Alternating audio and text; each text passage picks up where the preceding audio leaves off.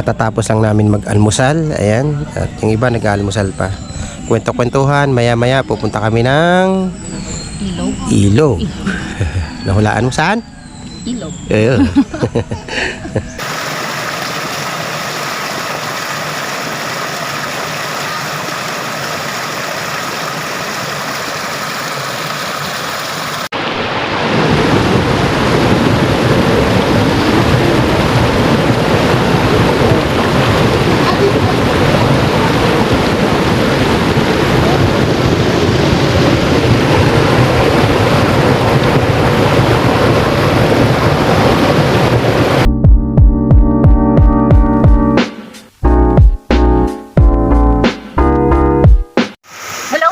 Ano po? Welcome po sa Dian Rhea Campsite Review. Welcome po ulit kayo. Ang campsite na i-review natin ngayon ay Balay Andres Campsite.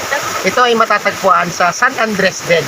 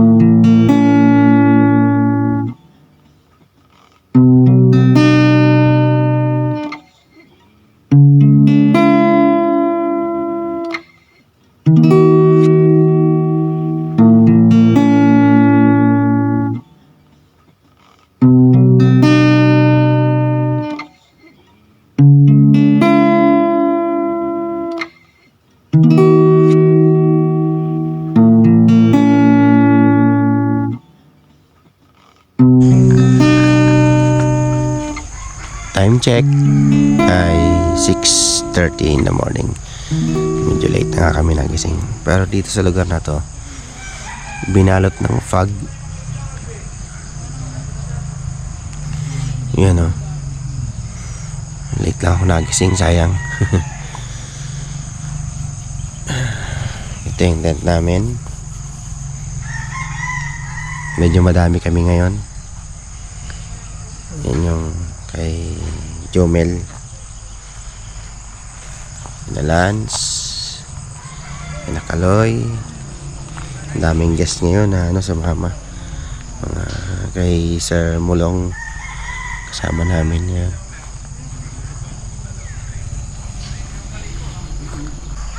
So may bisita kami dito na special. Yan. Galing ko sa Marikina.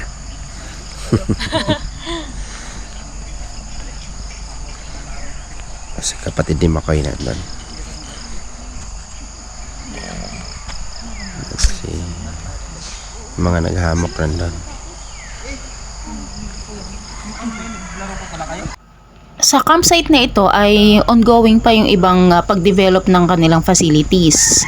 Katulad ng CR, meron pang 2 ginagawa. At napakalawak ng campsite na ito para sa parking, sa tent pitching, at sa kung ano-ano pang mga activities. At secure din ang lugar dahil napapalibutan ito ng mga bakod. Marami rin pwedeng gawin dito sa campsite. Magluto, kumain, at gumawa ng paliguan, sariling paliguan, at maligo, siyempre. Dahil sa napakaganda ng lugar at napakalinis ng tubig ay sinulit natin yung pagligo dito. Ang bukal na to dito sa San Andres ay hindi pa masyado ito kilala. Kumbaga kaunti pa lang ang nakakaalam nito. Napakalinaw, crystal clear ang tubig dito.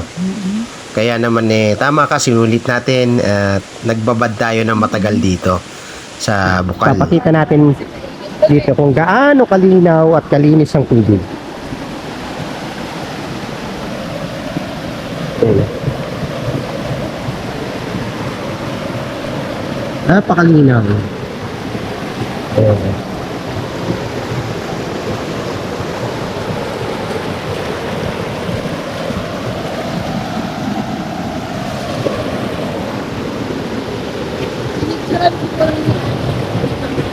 Ilaw? Kita mo yung mga dahon sa ilalim. Itong munting paliguan na ito ay hindi pa masyado popular. Konti pa lang nakakaalam nito. Explore din tayo sa paligid para maghanap pa ng iba pang ilog na pwedeng maliguan. Actually, may ilog talaga doon. Mm-mm. Siyempre, mas pinili natin sa bukal maglublob. Oo. Tayo ay nagpicture-picture lang doon sa ilog. Oo. Kaya ang score na may bibigay ko sa campsite na ito ay 93%. Sa akin naman, ang score na may bibigay ko dito ay 95%. Ang recommendations ko naman dito ay maglagay ng mga benches at saka tables para sa mga guests. At isa pa, i-flatten nila yung surface para sa tent pitching. Tama, dahil maraming tent ang pwedeng ilagay dito. At pwede rin ang hammock. Ang may recommend ko naman dito ay mag-construct sila ng washing area para sa campers. Para pag naghuhugas ng plato ay maayos naman. Maglagay din sila ng mga basurahan malapit sa mga campers para hindi masyado na ikakalat ang basura. Ano? Ang final score ng Balay Andres Camp and Resort ay 94%. Ito ay highly recommended natin sa mga magkakaibigan na gusto mag-camping dito. Sa pamilya, pwede ang mga bata. Pwede rin sa mga motocampers. Ito ay napakamura lamang. Tayo ay nagbayad lamang ng 50 per head. Ano? Hindi na tayo nagbayad ng tent pitching. Halo, makamping na.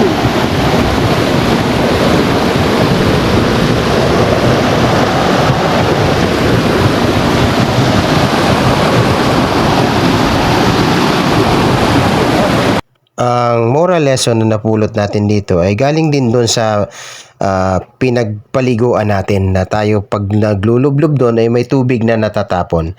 Kaya ito ay displacement o halinhan. Position is not permanent. What is permanent is your passion.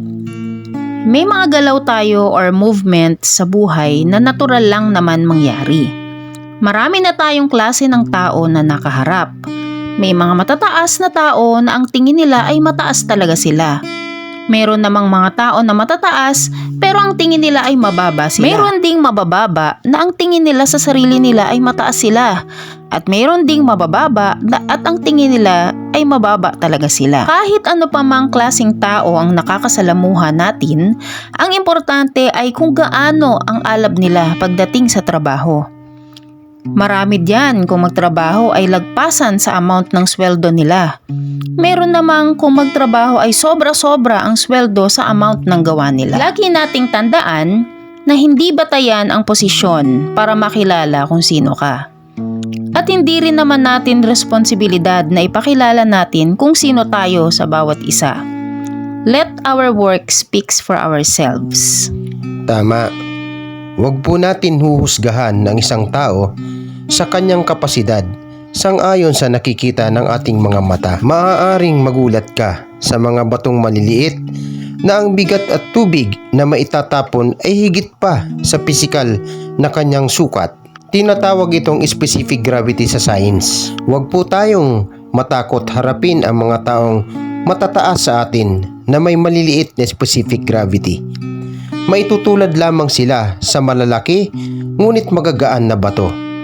Patuloy tayong maglakbay na kahit maliit tayo, gaano man kasalimuot ang ating pinagdaraanan, sukatin natin ang ating simula patuwid sa kinalalagyan na may direksyon dahil ito ang ating displacement.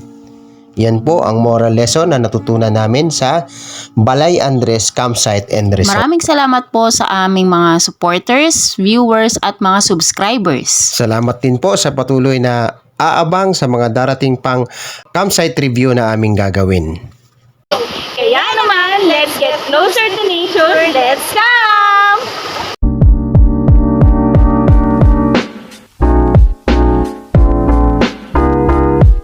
Actually, di pa tapos tong ano pa lang, in progress pa lang tong campsite, tapos campsite resort. Meron tayong ilog dyan, mga 3 to 5 minutes walking. Ilog at saka may bukal. Bukal, Kaya po. yun po ang isa sa magandang ano dito. Tapos yung ano natin, yung swimming pool, galing po sa bukal. Kaya pag tapos ng guest, tatanggalin yung tubig, renew na naman yung tubig. Kaya yun ang kagandahan. Sakali man po na mag-open na kayo at may mga guests na, magkano po ang i-charge nyo sa per head overnight?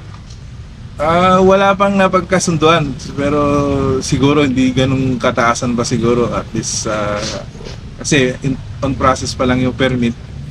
Uusapan muna namin mag-asawa, tapos gagawa na lang namin ng FB page, doon yun na lang po malalaman Ayun, kung magkano. ang inaantay Pero ng... so far siguro di ganun kabigatan muna, hanggang hindi pa malatapos, at least para may kapalit para sa mga nagbabantay dito, yung mga caretaker. Ayun.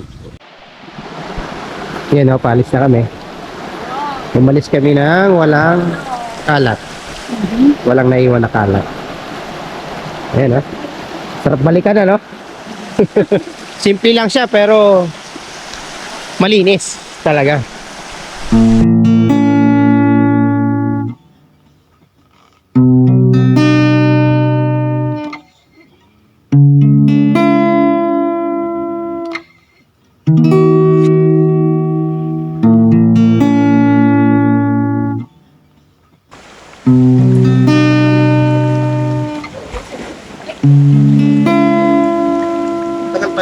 Ayan na, ayan na.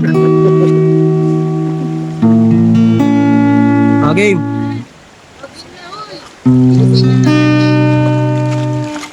Ay, may bayo. Pita ka lang. Screenshot na lang. Pwede na.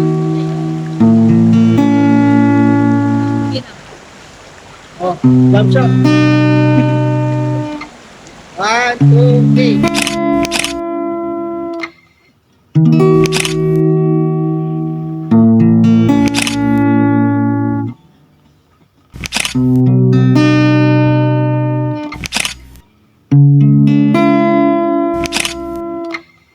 Thank you.